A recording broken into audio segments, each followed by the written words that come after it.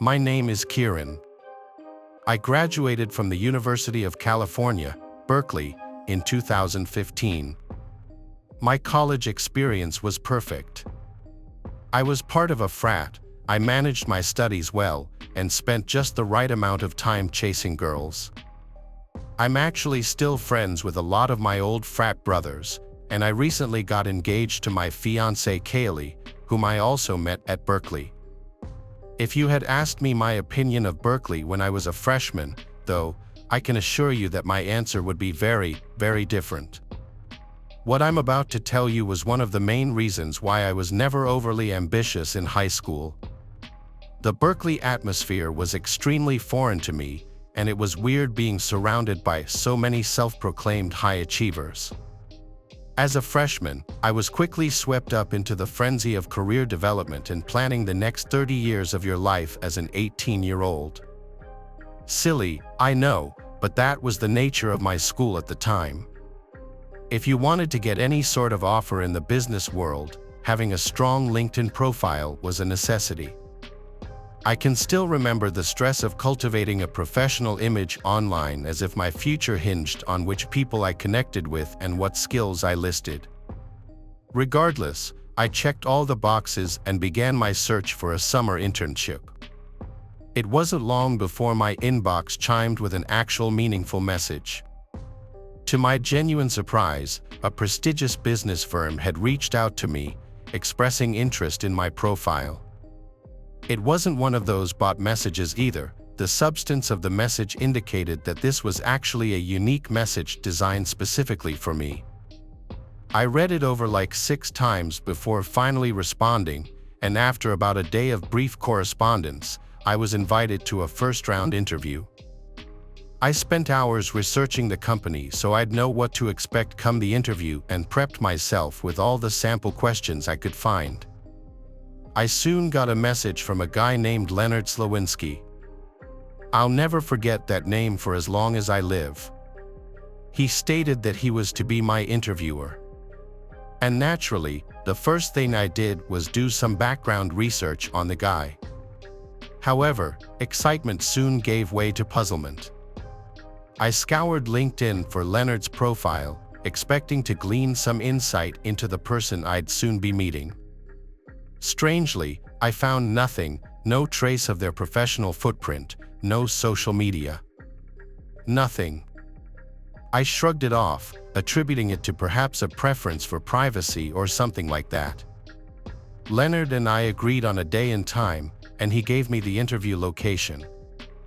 I searched it up on my phone and realized that it was some random coffee shop in Oakland.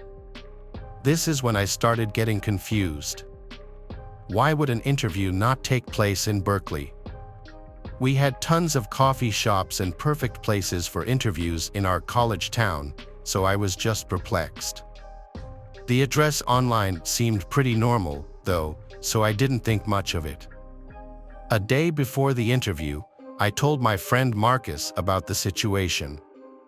He was even more confused than I was, telling me that the situation seemed fishy. I agreed with him, but I figured it was worth it for the position I might be getting. He asked me how I was getting there, and I told him I was Ubering. He offered to give me a ride as he wasn't doing anything at the time. I thanked him and took him up on his offer. Little did I know, I might not even be telling the story if he hadn't offered to drive me. It was 3 o'clock in the afternoon the next day, and Marcus rolled up to my dorm. Admittedly, I was extremely nervous, and this was one of my first interviews. I got in the car, and we were off. 30 minutes later, I told Marcus to drop me off on the street as I didn't want to be seen having a friend drop me off for an interview. I thanked him, and he offered to wait for me. I asked him if he was sure, and he smirked, pulling out a big bag of weed from inside of his dashboard. I left then, shut the door, and walked a couple of minutes to the location. Frozen in my tracks, I looked up at the literal construction site in front of me. There was no coffee shop. Even stranger, this entire area wasn't residential at all. All the buildings looked closed or private. Confused, I double-checked my phone and confirmed that I was in the right location. This entire block must have been recently demolished, so recently that even Google Maps hadn't updated. I pulled out my phone to call Marcus, but before I could, a booming voice rang out behind me. "Kieran!" exclaimed a deep voice. I whipped around and was met with the appearance of an absurdly tall man wearing an expensive-looking black suit. Thank God, I thought, grateful that this whole ordeal hadn't been some kind of setup. His presence was commanding yet oddly out of place amidst the derelict surroundings. I should also note that the car he was standing next to was a matte black Bentley.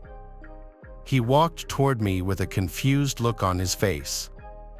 We shook hands, and when I asked him about the construction site, he said he was just as surprised as I was. He furrowed his eyebrows and put his hand on his chin. "You know what, why don't we find someplace else?" "Get in," he said, motioning towards the Bentley. He walked back to the car and shouted over his shoulder, "Shotgun's all yours."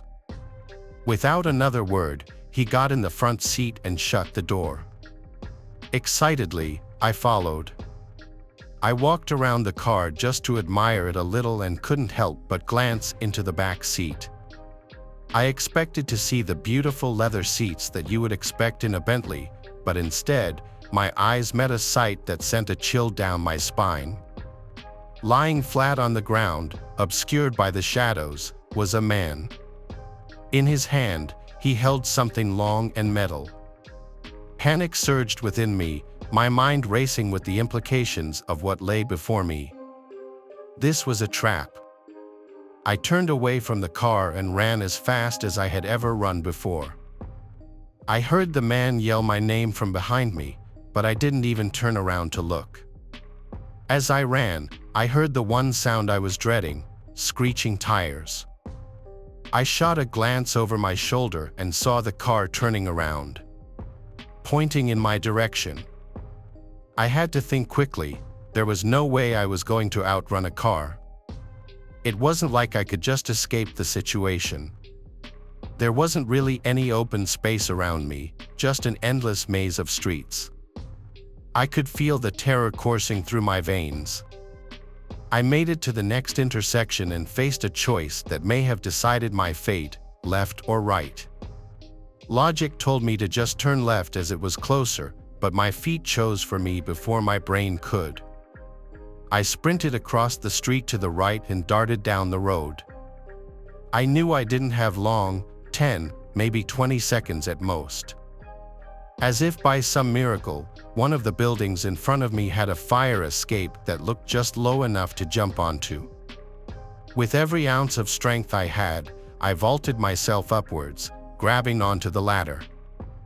I had never done a pull-up in my life, but in my mind, this was life or death. I made it up the ladder and kept climbing. The Bentley whipped around the corner and stopped on the street in front of the building. I couldn't see the driver, but I knew he was looking at me. There was nothing else I could do. If they chose to follow me, I'd just have to fight. The next minute felt like an eternity. The car stood there a little while longer and then accelerated down the street, turning left to never be seen again. I couldn't breathe. I pulled out my phone and called Marcus, basically screaming into the phone about what happened. I stayed on the fire escape until he found me. I got in the car, and we sped off in silence. The aftermath of this whole thing was pretty uneventful. I sort of blocked it out of my brain and refused to talk about it, even with Marcus. As far as I was concerned, it never happened. But as much as I tried, there are times, like right now, when I can't help but recall every horrifying detail of what could have been the last day of my life.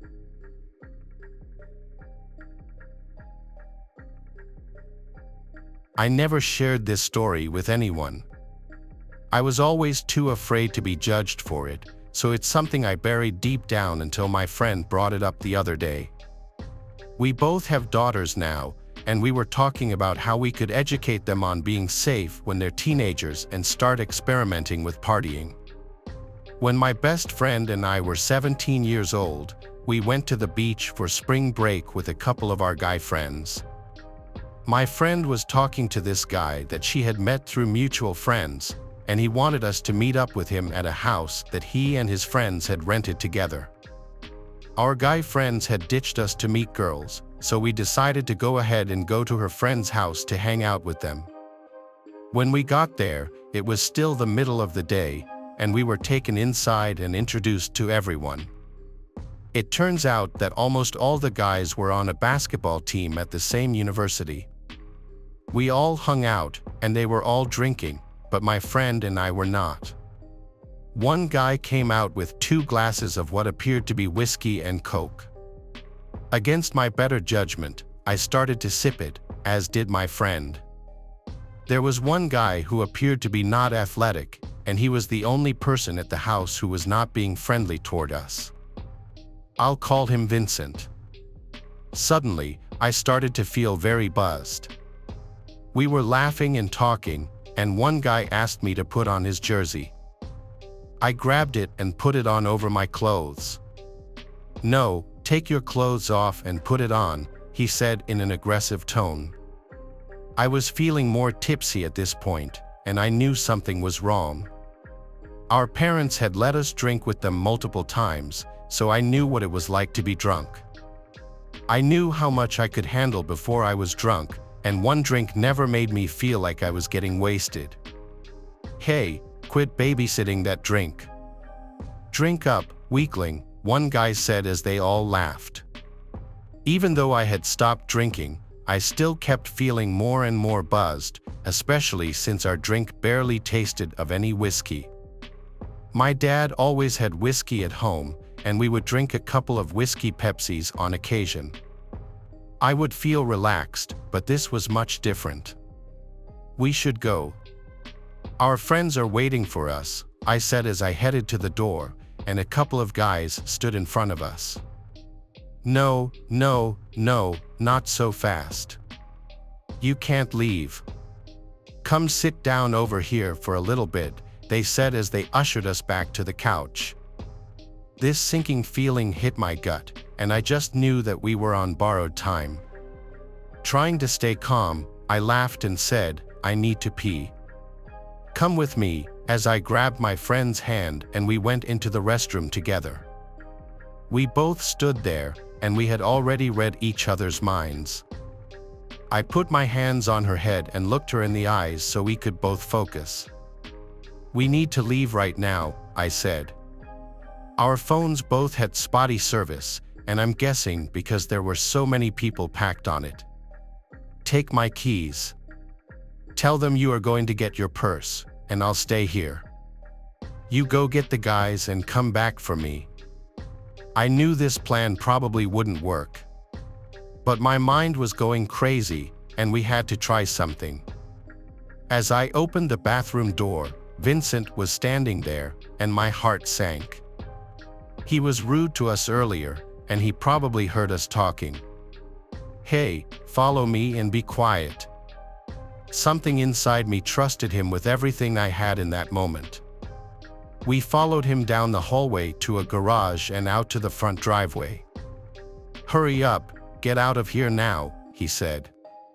We ran to the car, and I drove off to our hotel. I remember driving, but I don't remember getting to our condo. The rest of the story is from our guy friends telling us what happened. Apparently, we walked into them, and the guys asked us where we had been because it was already nighttime, and we were supposed to meet up to barbecue some hot dogs. They said we didn't say a word and that we just walked to our room, closed the door, and passed out. We didn't come until the next day, and both of us had excruciating headaches as if we had drunk a whole bottle of cheap vodka by ourselves. Thank you, Vincent. I wish I could thank you. I hope you're out there hearing this, and you remember the brunette and blonde little girls that you saved that day on the island.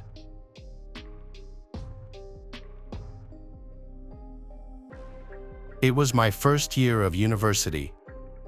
I had just finished unpacking all of my stuff into my room, and my family had just left.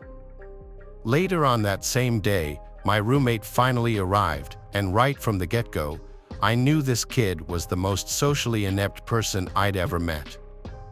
I introduced myself as Curtis, sticking out my arm for a handshake. He paused, looked down at my arm as if he didn't understand it at first, then laughed and went, "Oh," and gave me an almost dead fish handshake.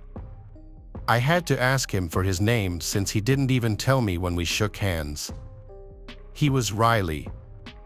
I tried to make small talk, but he just answered my questions with yes or no's, occasionally awkwardly laughing or smiling. Within minutes, we were both just sitting on our beds on our laptops, not talking to each other. I was upset and planned on requesting to be placed with a different roommate. Anyone would be better than Riley, I thought. Riley was just a really awkward kid, but I soon learned he was much more than just that. I met some of the other kids on my floor, and they seemed cool, so that was good. I came back to my dorm after looking around campus the first night to find Riley still in the same position he was in when I left. I said, "What's up, Riley?" and he didn't answer, not to my surprise. It was 9:30. I didn't have anything to do, so I turned out the lamp on my side of the room and went to bed. I didn't actually fall asleep anytime soon, though. Riley was on his laptop until 3 in the morning. When he finally closed his laptop, I fell asleep pretty quickly but woke up within the hour. The blinds to our room had been opened, and the moonlight now creeping into the room made everything visible, including Riley sitting on the side of his bed, looking at me. I sat up, rubbed my eyes, and said, "Riley, what the hell are you doing?" He whispered back, "Sorry," and laid down. The next morning, I woke up to find Riley had already gotten up. I felt like it was the first time he'd left the room. It was a Saturday. The first Saturday of the year, meaning orientation and all the campus festivities.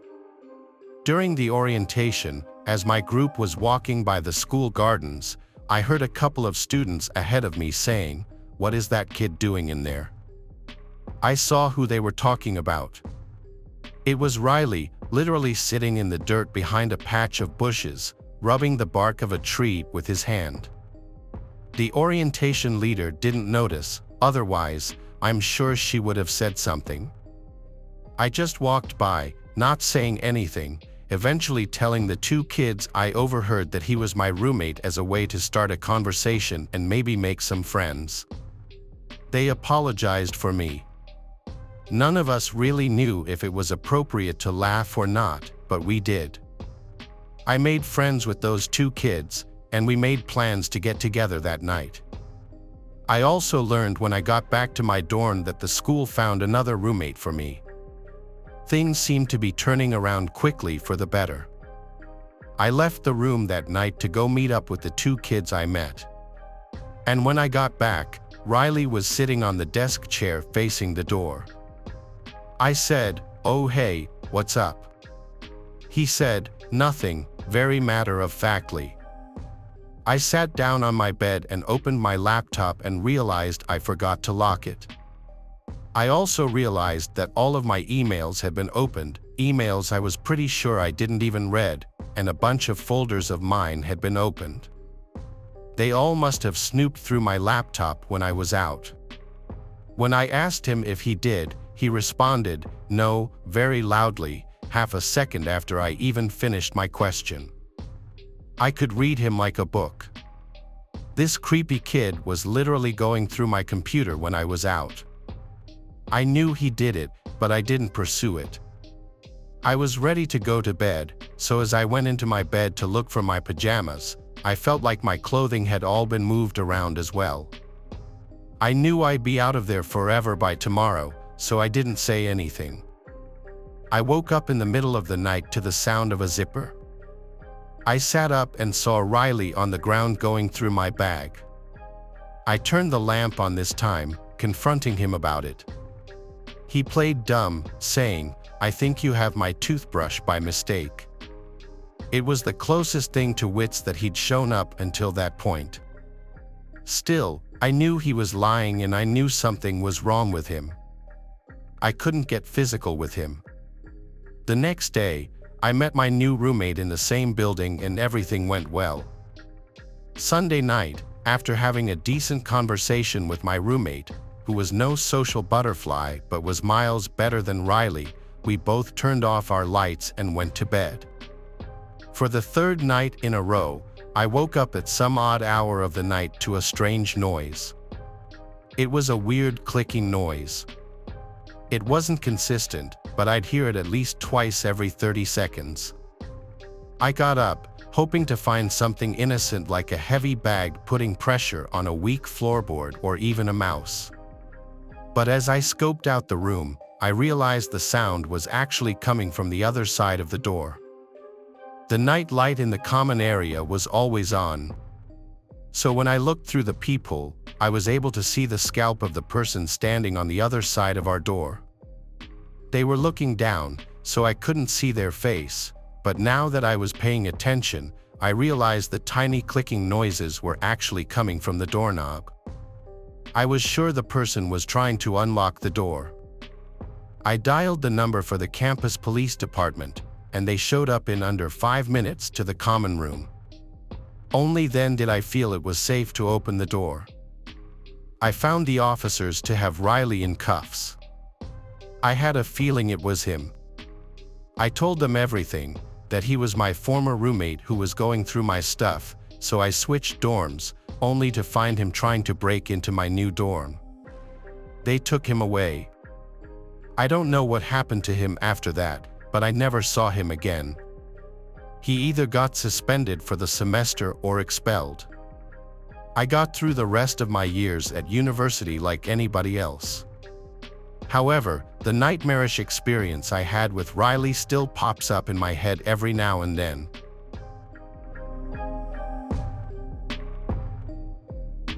Thanks for watching the video. Subscribe to the channel and turn on notifications to watch the latest videos.